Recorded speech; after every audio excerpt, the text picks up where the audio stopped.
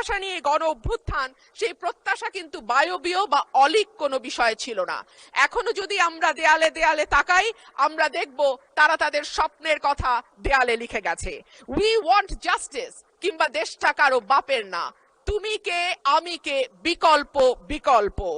আসছে ফাগুন, আমরা হব দ্বিগুণ, শোনো মহাজন আমরা অনেকজন। Change the rules, be a voice not eco.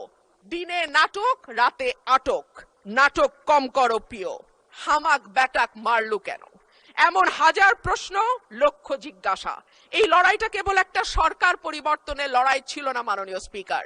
যেই কথাটি আমি বলেছি, একটা স্বপ্ন, একটা নতুন বাংলাদেশ, সকলকে নিয়ে সকলের বাংলাদেশ গঠন করবার একটা স্বপ্ন নিয়ে এই গণ অভ্যুত্থান হয়েছিল।